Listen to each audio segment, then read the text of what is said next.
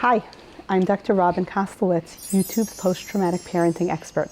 Today we're going to talk about another hidden theme in Encanto about post-traumatic parenting, and this time we're going to talk about the perfectionist post-traumatic parent and how the trauma app in the perfectionist parent's brain really impacts their family, and even though they really want to parent, they can't. Can you guess which character in Encanto I'm talking about?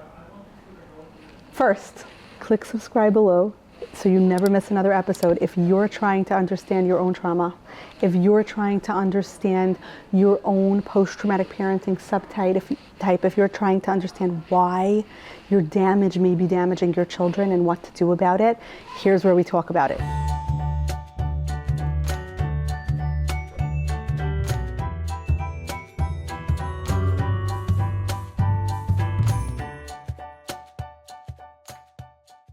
So the character I'm talking about is not a parent, it's actually a grandparent. I'm talking about Abuela, Alma Madrigal, who is the grandmother of the Madrigal family.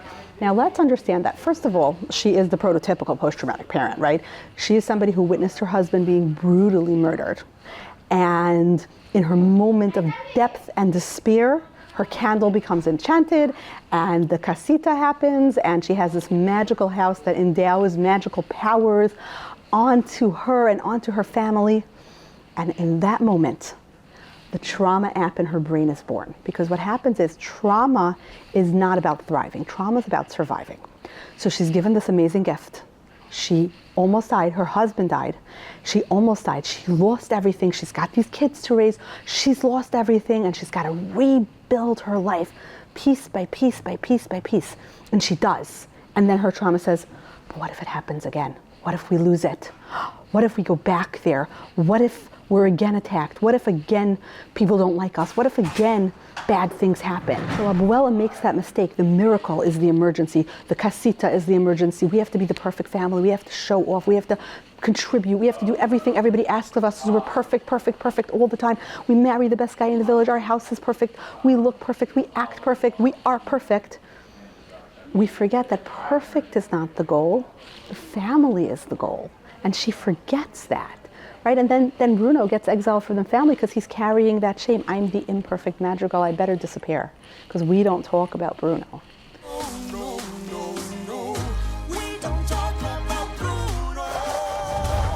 What really interfered with the magic and what really started making the crumbling of the miracle was Grandma exiling Bruno, or Grandma allowing Bruno to self-exile.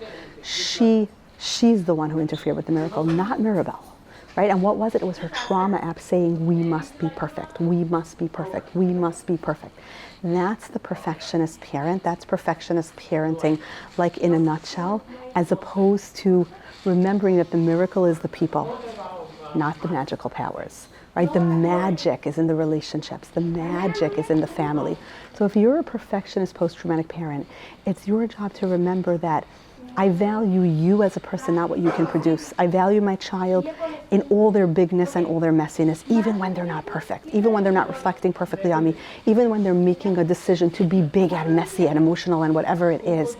I still value them because I value the relationship. I value being your parent. No matter what you're doing right or wrong, it's you I value, not your behavior that I value.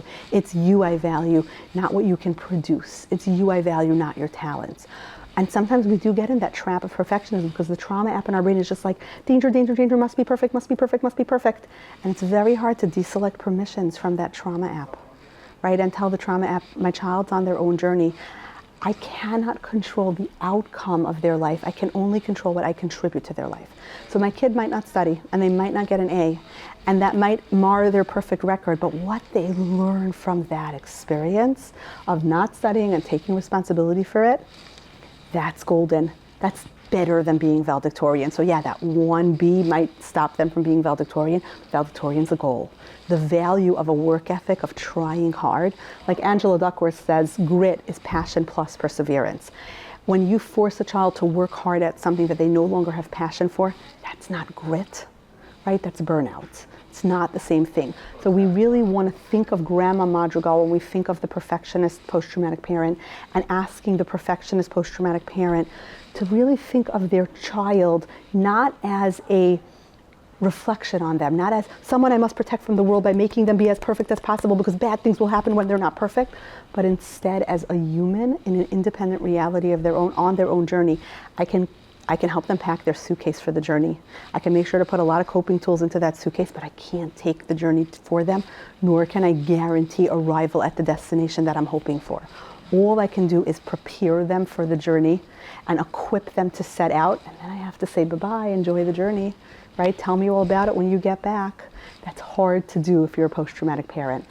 If you like this video, if this makes sense to you, if you want to hear about more post-traumatic parenting subtypes from various Disney movies, or you have any other question about post-traumatic parenting and you want to know about it, comment below and let me know so I will shoot a video about it. I do respond to comments. And please hit subscribe below so you never miss another episode. Please like, subscribe, share, tell a friend about post-traumatic parenting. And guess what? I wrote a book. Post-traumatic parenting is forthcoming from Broadleaf in July of 2025. It's available for pre-order on Amazon now. Click the link below and to pre-order the book. And of course, you can check out the Post-Traumatic Parenting podcast, available wherever you get your podcasts. And we also have the Post-Traumatic Parenting Instagram page, which is where post-traumatic parents hang out. You can find it at Dr. Kostelet Psychology. Please let me know if there's another video you'd like. Until next time.